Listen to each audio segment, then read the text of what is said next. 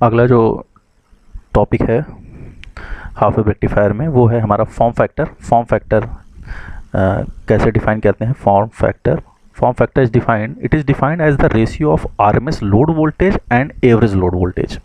Okay, तो ये define किया गया है कैसे? It is the ratio of RMS load voltage. तो RMS load voltage V RMS divided by ratio of RMS load voltage and average load voltage. तो average load voltage इन दोनों का रेशियो होता है। आरएमएस लोड वोल्टेज की value आपने निकाली हुई है अभी।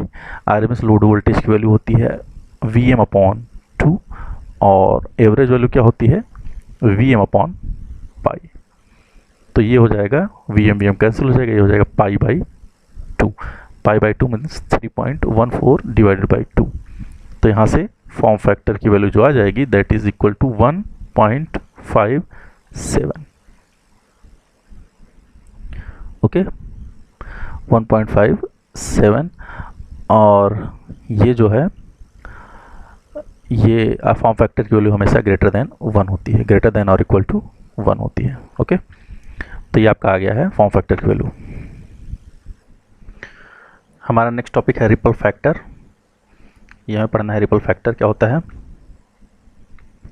तो हम लोग जानते हैं कि जो हमारा आउटपुट मिलता है रेक्टिफाइड आउटपुट, वो रेक्टिफाइड आउटपुट में देखिए कुछ ऐसा मिलता है हमारा रेक्टिफाइड आउटपुट। तो यहाँ पर हम कंसीडर करते हैं ये इसमें हमारा देखिए इसमें एसी टर्म भी होता है और डीसी टर्म भी होता है। तो ये मतलब ये मिक्सचर है दोनों का, इसमें कुछ पार्ट एसी है कुछ पार्ट डीसी है। तो हमें प्योर डीसी नहीं मिलता है, हम लोग जानते हैं, मैंने आपको ये डिस्कस किया था। या पल्सेटिंग डीसी मिलता है, पल्सेटिंग डीसी जिसमें एसी और डीसी दोनों के कुछ पार्ट होते हैं।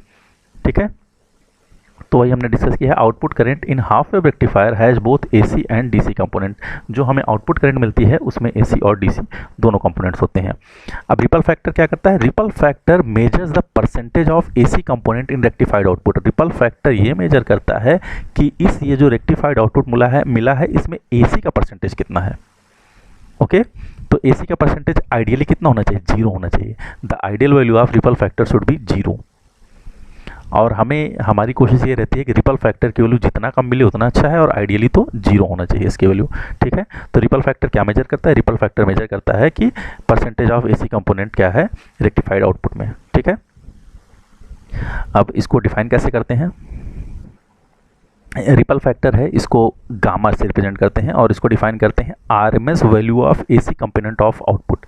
मतलब जो आउटपुट में एसी कंपोनेंट है उसकी आरएमएस वैल्यू क्या है।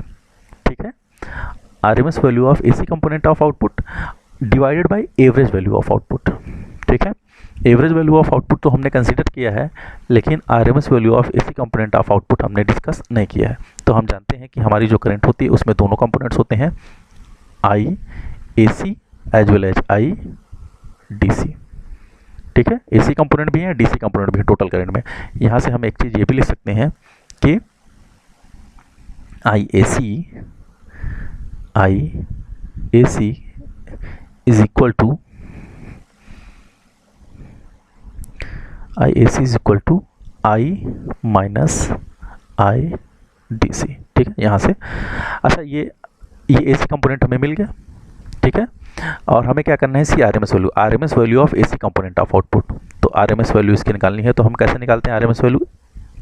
आई एसी, इसकी हमें क्या निकालनी है? आरएमएस वैल्यू निकालनी है। इसकी हमें निकालनी है आरएमएस वैल्यू।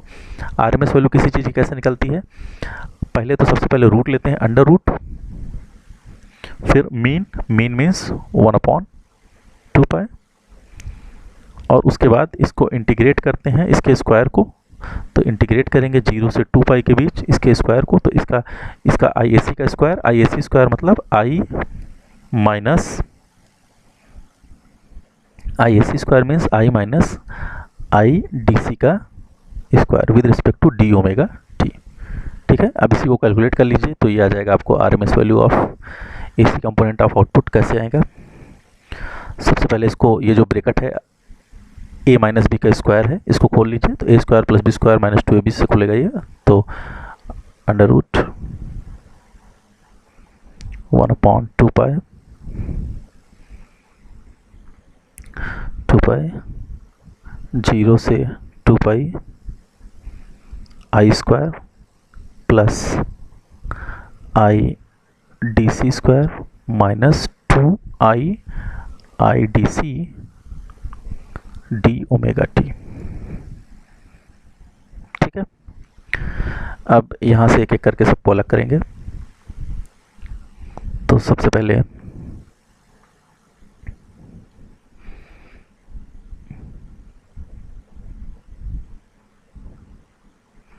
इसको अलग अलग लिख लीजिए। इसको अलग लिख सकते हैं 1/2 पाई 0 से 2 pi I square D omega T, पहला हो गया टर्म, प्लस 1/2 पाई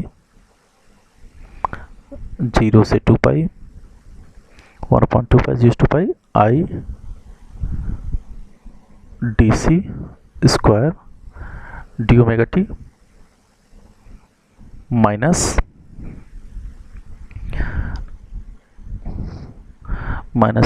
2/2 पाई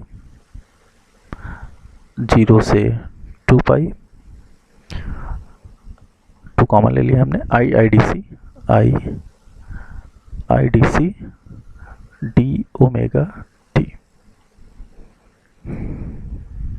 अब आप ध्यान दीजिए यहाँ पर, ये देखिए, ये जो आपको दिख रहा है ये क्या है? पहले तो अंडर रूट लगाइए सिंपल।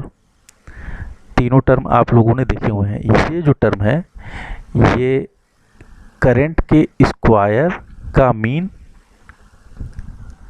का अगर अंडर रूट इसको हम कहें तो ये आपको याद है आई आर एम एस क्या था? I R M S was equal to 1/2 पाई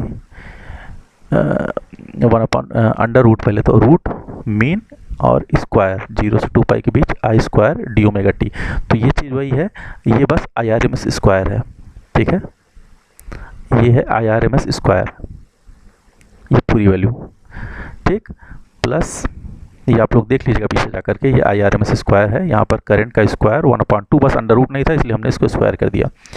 ये यहाँ पर देखिए, ये I D C term constant है।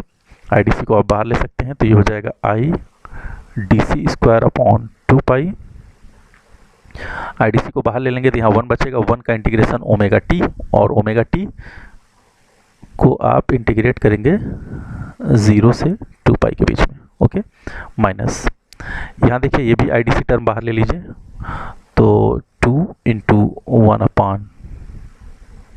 2 इंटू आई डी सी, पहले 2 into I D C into 1/2 pi 0 से 2 pi, 2 into I D C into 1/2 pi 0 से 2 pi I d omega T. अब आप ध्यान दीजिए यहाँ पर, ये I R M S square है, इसमें कोई चीज़ नहीं।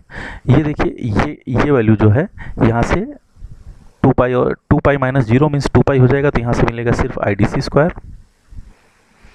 यहाँ माइनस 2 आई डी सी। ठीक है, और ये आपकी ये वैल्यू जो है, ये आप देखिए क्या है? 1/2 पाई 0 से 2 pi I d omega T. ये एवरेज वैल्यू है, आप लोगों ने निकाला है इसको एवरेज वैल्यू, जिसको हम किसकी एवरेज वैल्यू? करंट की एवरेज वैल्यू। करंट की एवरेज वैल्यू को हम डीसी वैल्यू पे कहते हैं, इसलिए ये टोटल आईडीसी है, तो इनटू आईडीसी या इसको आईडीसी स्क्वायर भी लिख सकते हैं। ठीक है, तो इसका मतलब आपको ये था आपका I A C R M S, ये आ जाएगा under root I R M S square minus I D C square. Okay, तो इसकी वैल्यू आप यहाँ पर पुट कर दीजिए ऊपर ले जाकर। यहाँ आपके देखिए गामा क्या था? Gamma is equal to R M S value of AC component of output. R M S value अभी हमने क्या निकाली? Under root I R M S square minus I D C square divided by average value of output. Average value of output को आप क्या लिखते हैं? DC value of output current के रूप में अगर हम देख रहे हैं तो। ठीक है, अब यहाँ से इसको आप थोड़ा सा सॉल्व कर लीजिए, तो ये हो जाएगा, इसको हम लिख सकते हैं under root I R M S upon I D C का स्क्वायर माइनस 1। ओके, तो यहाँ पर 1 सेकेंड, यहाँ एक दिक्कत है, ये हमने निकाला था ऊपर, ये आई डी सी स्क्वायर नहीं आई डी सी होगा, तो जब ये अंडर रूट में जाएगा तो ये आई डी सी स्क्वायर हो जाएगा, ठीक है। अब आप देखिए ये क्या है, I R M S upon I D C हमने पढ़ा था अभी। I R M S upon I D C आपका क्या है, फॉर्म फैक्टर का स्क्वायर -1, ओके। और फॉर्म फैक्टर की वैल्यू आपने क्या निकाली थी, फॉर्म फैक्टर की वैल्यू आपने निकाली थी 1.57, 1.57 स्क्वायर -1 लिख दीजिए, तो गामा की वैल्यू यहाँ से आ जाएगी 1.21, ओके। तो यहाँ से आज आपने देखा फॉर्म फैक्टर की वैल्यू आपने निकाली है, form factor is equal to 1.57 half wave rectifier के लिए, और गामा की वैल्यू आपने क्या निकाली 1.21। Gamma is ripple factor which calculates the percentage of AC in rectified output, okay. Thank you.